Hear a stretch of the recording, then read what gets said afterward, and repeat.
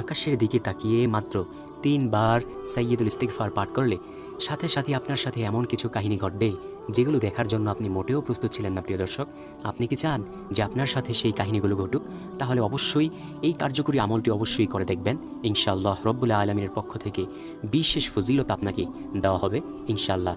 তাই আমি বিশ্বাস করি যে ব্যক্তি চায় এমন ফজিলতের ভাগিদার হতে, সে আজকের ভিডিওটি সম্পূর্ণ দেখবে এবং এইখান থেকে পরিপূর্ণভাবে আমলটি শিখে পরবর্তীতে সেও উক্ত আমলটি করে তার জীবনের সকল গুনাহগুলোকে ক্ষমা করিয়ে নেবে ইনশাআল্লাহ।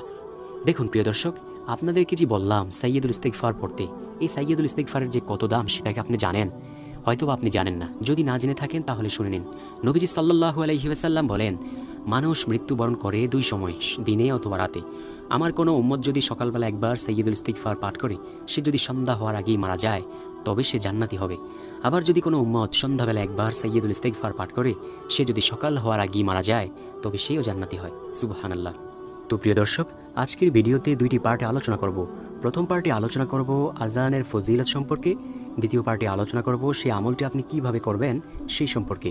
তো চলুন সর্বপ্রথমে আলোচনা করি আজানের ফজিলত সম্পর্কে। নবীজি সাল্লাল্লাহু আলাইহি ওয়াসাল্লাম বলেন, যে ব্যক্তি একটানা 12 বছর যাবত আজান দেওয়ার কাজে নিয়োজিত থাকে আল্লাহ তাআলা তাকে অবশ্যই জান্নাতে প্রবেশ করাবেন। সুবহানাল্লাহ, আল্লাহু আকবার। নবীজি আরও বলেন, হাশরের মাঠে অর্থাৎ কিয়ামতের মাঠে মুয়াজ্জিনের গলা সবচেয়ে লম্বা হবে। আল্লাহু আকবার। মানুষ দূর থেকে দেখেই মুয়াজ্জিন সাহেবকে চিনতে পারবেন।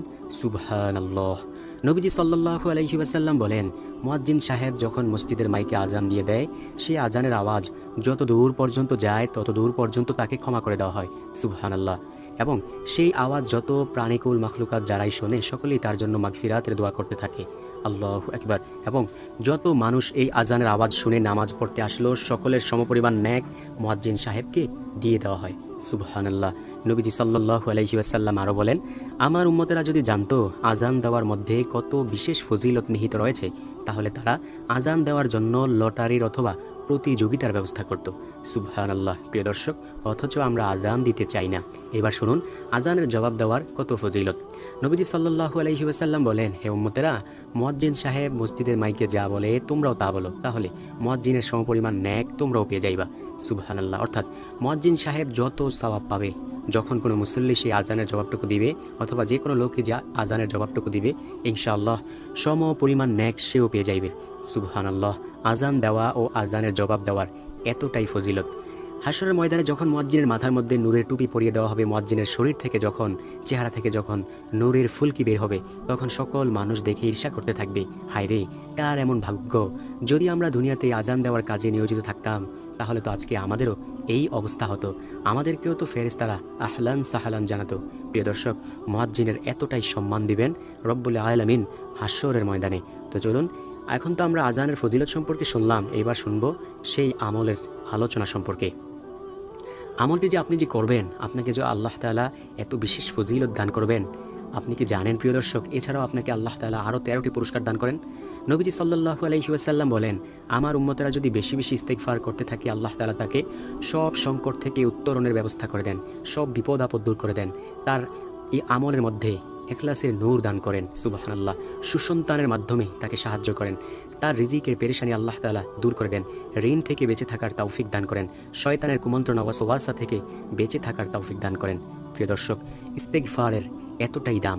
নবীজি বলেন, হে উম্মত, তোমরা যদি জানতে ইস্তিগফারের মধ্যে কত সওয়াব নিহিত রয়েছে তাহলে ইস্তিগফার থেকে তোমরা কখনোই খালেস হতে না। প্রিয় দর্শক, অথচ এত সওয়াব ইস্তিগফারের মধ্যে কিন্তু আমরা ইস্তিগফার করতে চাই না। হযরত আবু মুসা আল আশআরী রাদিয়াল্লাহু তাআলা আনহু বলেন, আমাদের মধ্যে 2টি জিনিস ছিল, এগুলো আমাদেরকে সুরক্ষা দিত। একটি জিনিস হলো আমাদের মধ্যে রাসূল সাল্লাল্লাহু আলাইহি ওয়াসাল্লামের উপস্থিতি, আর যেটা নবীজি সাল্লাল্লাহু আলাইহি ওয়াসাল্লাম এখন আর আমাদের মধ্যে নেই। আরেকটি জিনিস সেটা হলো ইস্তিগফার। ইস্তিগফারের আমল এখনও আমাদের মধ্যে রয়ে গেছে। যেদিন এটিও করার মতো কোনো লোক থাকবে না সেদিনই আমাদের ধ্বংস অনিবার্য। হযরত লুকমান হাকিম তার সন্তানদেরকে বলেন, হে সন্তানেরা, বেশি বেশি ইস্তিগফার পাঠ করার অভ্যাস করে নাও, কারণ ইস্তিগফারের মধ্যে অনেক কল্যাণ নিহিত রয়েছে। তাই চলুন প্রিয় দর্শক, এখন আমরা কিভাবে আমলটি করব সেই নিয়মটুকু জেনে নিই। মুয়াজ্জিন সাহেব যখন মসজিদের মাইকে আজান দিবে, যে কোনো আজান হোক, বিশেষ করে আসরের আজান, কারণ আসরের পরবর্তী সময় আল্লাহ তাআলা দোয়া কবুল করেন। মুয়াজ্জিন সাহেব যখন মসজিদের মাইকে আজান দিবে, তখন আজানের জবাবটুকু সুন্দরভাবে দিবেন। কিভাবে দিবেন? মুয়াজ্জিন যা বলবে আপনিও তাই বলবেন। শুধু হাইয়া আলাস সালাহ ও হাইয়া আলাল ফালার ক্ষেত্রে বলবেন লা হাওলা ওয়ালা কুওয়াতা ইল্লা বিল্লাহ।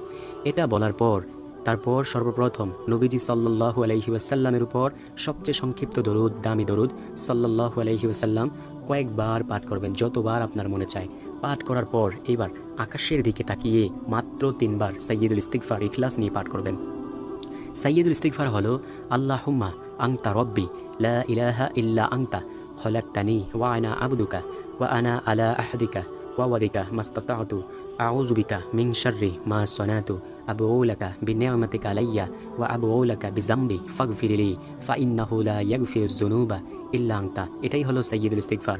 তারপর নবীজি সাল্লাল্লাহু আলাইহি ওয়াসাল্লামের উপর আবার কয়েকবার দরুদ শরীফ পাঠ করিয়া এইবার আসমানের দিকে তাকাইয়া দুইখানা হাত তুলিয়া আপনার সর্বপ্রথম জীবনের গুনাহগুলোর জন্য ক্ষমা চাইবেন। বলবেন, হে আল্লাহ, এই জীবনে তো কম গুনাহের কাজ করলাম না, তুমি আখিরি নবীর উম্মত এই উসিলায়, এই সাইয়্যিদুল ইস্তিগফার উসিলায়, তোমার বান্দা এই উসিলায় তুমি আমাদের জীবনের গুনাহগুলোকে ক্ষমা করে দাও।